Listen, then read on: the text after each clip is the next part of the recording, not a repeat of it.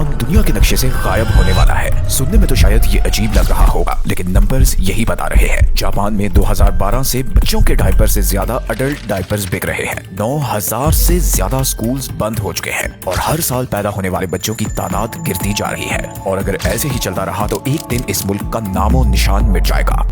Now, the number of children in Japan is at its lowest since 1950. Death rate birth rate से double हो चुका है और 2070 तक जापान की तकरीबन 40% आबादी 65 साल से ऊपर होगी। गांव खाली हैं, घर वीरान पड़े हैं और सारा मुल्क आहिस्ता आहिस्ता सिर्फ बूढ़ों की सरजमीन बनता जा रहा है। लेकिन टेक्नोलॉजी और डिसिप्लिन में दुनिया को लीड करने वाले इस कंट्री में ऐसा क्यों हो रहा है? एक ऐसा मुल्क जहां क्राइम रेट दुनिया में सबसे कम है, वो आज अपने ही सर्वाइवल की जंग क्यों लड़ रहा है? Japan has about 9 million empty or abandoned homes.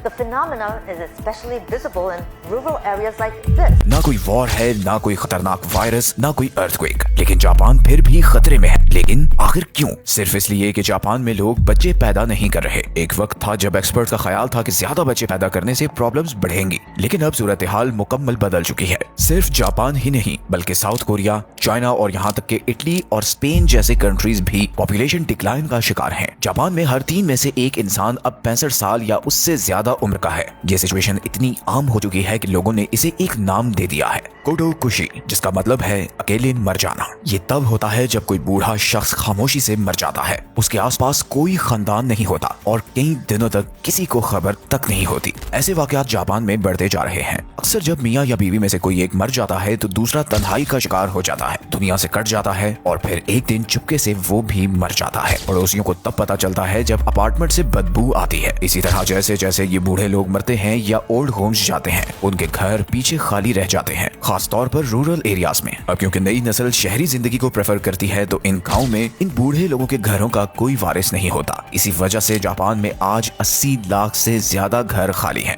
जिन्हें आकिया कहा जाता है, जिसका मतलब है वीरान घर। और बात यहीं खत्म नहीं होती। जापान की एक और डार्क रियलिटी एक लफ्ज में छुपी हुई है और वो है करोशी, जिसका मतलब है ज्यादा काम करने से मौत होना। यहाँ लोग इतना काम करते हैं कि उनकी मौत हो जाती है। अब ऑफिशियली तो वर्किंग आवर्स 8 हैं, लेकिन हकीकत में लोग नो लाइफ मोड में रहते हैं। रात देर तक काम करते हैं और ऑफिस के बाहर उनकी कोई सोशल लाइफ नहीं होती। इसी तरह एक और बीमारी है जिसने जापान को जकड़ा हुआ है, उसे हिकिकोमोरी कहते हैं। ये तब होता है जब नौजवान बाहर की दुनिया से मुकम्मल तौर पर कट जाते हैं और अकेले रहते हैं। जापान में लाखों नौजवान ऐसे हैं जो जिंदा तो हैं, लेकिन सोसाइटी से बिल्कुल कट ऑफ हैं। ये हिकिकोमोरी महीने या सालों तक अपने कमरों से बाहर नहीं निकलते। उनका अपने खानदान, दोस्तों या रिश्तेदारों, मतलब किसी से कोई कांटेक्ट नहीं होता। बस एक बंद दरवाजा और उसके पीछे तन्हाई होती है। और ये ज्यादातर 20 से 30 साल के नौजवान हैं। जापान की गवर्नमेंट इससे लड़ने की भरपूर कोशिश कर रही है। उसने लोकल एडमिनिस्ट्रेशन के साथ मिलकर एक लोनलीनेस सपोर्ट काउंसिल भी बनाई है।